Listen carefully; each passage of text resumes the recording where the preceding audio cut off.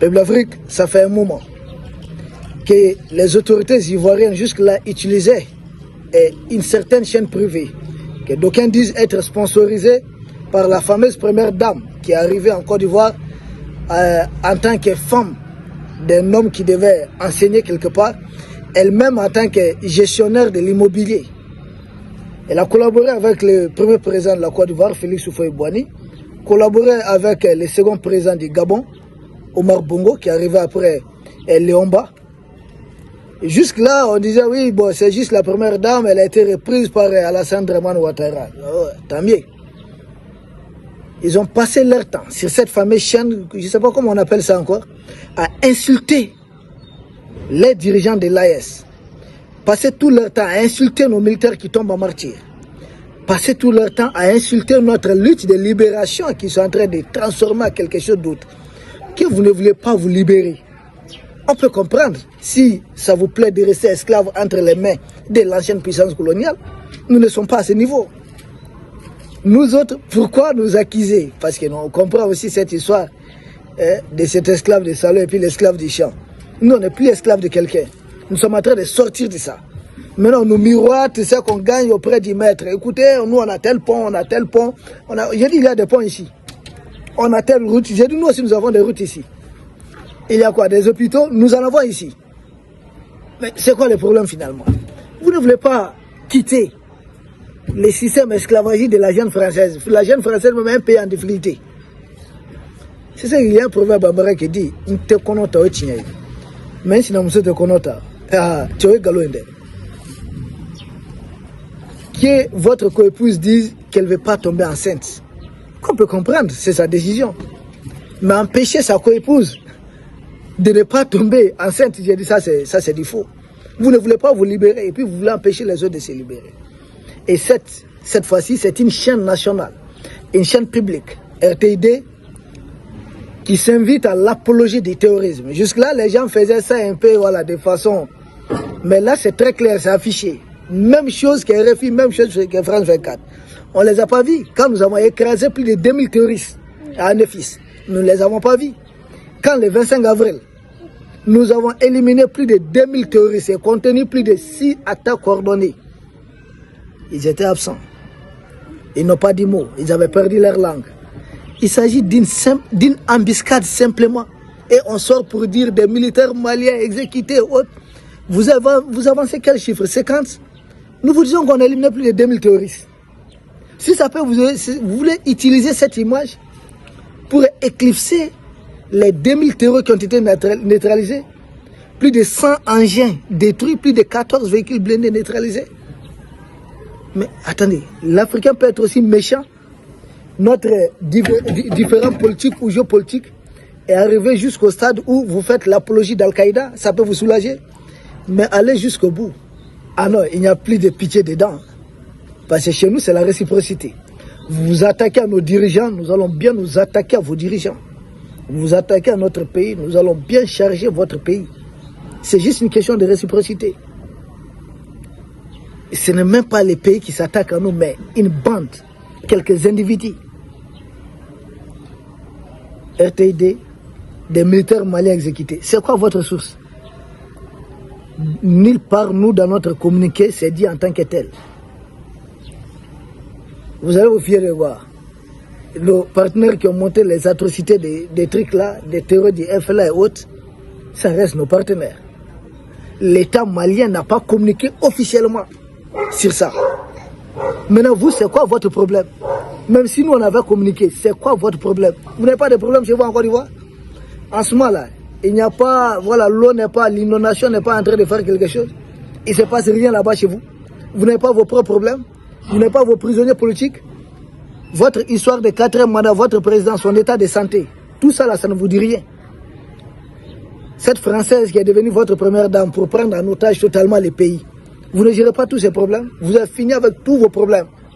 Ce sont les problèmes du Mali qui vous intéressent. Vous nous avez vu citer vos problèmes sur nos chaînes de télévision nationales. C'est pourquoi nos chaînes publiques doivent aussi changer de direction. Dorénavant, au moindre problème du côté de chez M. Alassane Dramane Ouattara, chaque chaîne publique de l'espace AS doit diffuser ça en boucle même. doit diviser ça en boucle. Parce que vous savez, dans cette histoire-là, il n'y a que la réciprocité qui marche. Et il n'y a pas meilleure école que l'école iranienne. Les Iraniens, c'est la meilleure école. Vous utilisez Koweït pour attaquer leur pays. Le Koweït à son tour est ciblé. Vous permettez à quelqu'un de s'installer chez vous, attaquer leur système, je sais pas, leur raffinerie de pétrole ou autre. Votre raffinerie sera à son tour attaquée. Ce n'est pas compliqué. Des pays qui hébergent les terreaux. Si des terreaux attaquent des citernes ici, mais chez eux aussi des citernes doivent être attaquées. C'est comme ça que ça doit cesser. Ça prendra fin uniquement avec ça. Si des terreaux qui quittent chez eux roulent des motos, attaquer des usines chez nous, c'est pas compliqué. On neutralise les terreaux, mais d'où l'attaque est partie, nous allons cibler là-bas également. C'est pas compliqué. Il n'y a que la réciprocité qui va fonctionner. Donc vous, votre chaîne publique a fini avec tous les problèmes de la Côte d'Ivoire. C'est maintenant au niveau du Mali que vous êtes arrivé. Il y a ça, il y a... Mais si vous êtes sincère et honnête, si vous n'êtes pas manipulé par la junte macronienne, parce qu'on voit votre vieux de 83 ans, la moindre des choses courir, aller chez Emmanuel Macron, rendre compte ou bien demander des trucs. Vous avez fini avec vos problèmes avec Emmanuel Macron. Vous êtes en train d'accorder des bases militaires chez tous les mois. C'est pourquoi j'ai dit allez jusqu'au bout. Ne vous limitez pas à mi-chemin. Al-Qaïda continue à faire sa propagande. Parce que nous autres, quand ça serait le tour chez vous, on ne va pas s'empêcher. Ah non, non, non. C'est la réciprocité dorénavant. Parce que pour qu'une telle chose soit diffusée à une chaîne publique, nous savons comment les pays africains fonctionnent. C'est votre service de renseignement qui a autorisé. Pourquoi votre service de renseignement va autoriser une telle chose? C'est parce que votre service de renseignement a sans doute réussi une information. Quand j'ai vu ça diffusé, j'ai salué au passage notre frère, confrère, collègue, camarade, Momo Traoré, qu'on appelle Momo de Canada. C'est sur sa page que j'ai vu ça. Mais j'étais tellement surpris. J'ai dit, bon, nous sommes arrivés jusqu'à ce niveau. Faire l'apologie d'Al-Qaïda contre nous, mais Ouattara, ça c'est l'ingratitude que vous-même vous appelez Promax. Tu sais comment tu es parvenu au pouvoir à l'époque? Des pouvoirs ici, au service de la CEDEAO, au service de la France, on dit vous aider. Moi, personnellement, je n'ai jamais soutenu Ouattara, jamais. Et je ne le ferai jamais. Jamais. Je suis un fervent soutien des nationalistes. Et j'ai soutenu jusqu'à la dernière minute le pouvoir du président Laurent Gbagbo. Mais c'est la même chose, ils manipulent toujours les dirigeants. C'est comme Blaise Compaoré qui était en tête, maintenant il est où? Il est chez Ouattara. Et si vous ne comprenez pas, voilà, tel pays a soutenu, c'est la même chose. C'est Blaise Compaoré là qui l'a amené au pouvoir, Félix Houphouët-Boigny. Et si vous ne comprenez pas, vous allez dire c'est la Côte d'Ivoire qui a mis Blaise Compaoré au pouvoir. C'est pas la Côte d'Ivoire, c'est Félix Houphouët-Boigny, l'homme de la France. Il a fait faire des coups d'État, amener des dirigeants qui ont travaillé aussi à amener Ouattara. Et si on ne comprend pas, on n'ouvre pas les yeux, on va passer notre temps à nous accuser inutilement. Et ça va profiter à l'ennemi. Peuple d'Afrique, ce qu'ils ont fait, c'est pas bon. Entre pays, quels qu'en soient des différents politiques, mais les affaires économiques continuent entre les pays. Pour le moment, je n'ai pas dit des mots, on se retrouve encore au sein de l'UEMOA, même si chacun connaît ma position là-dessus. Les affaires continuent entre les pays. Mais alors pourquoi aller faire l'apologie d'Al-Qaïda? Et si vous savez qu'aucun pays africain n'est à l'abri des attaques d'Al-Qaïda, les jours qu'Al-Qaïda va vous attaquer, vous allez présenter ça de la même façon?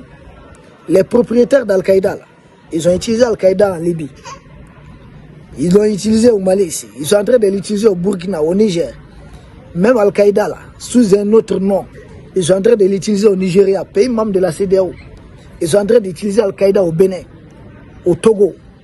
Et vous, vous êtes convaincus que vous êtes vraiment à l'abri de ça, jusqu'à devenir les amis d'Al-Qaïda, faire la communication d'Al-Qaïda. C'est juste une question de temps. Ah oui, c'est que vous nous souhaitez, nous vous souhaitons la même chose.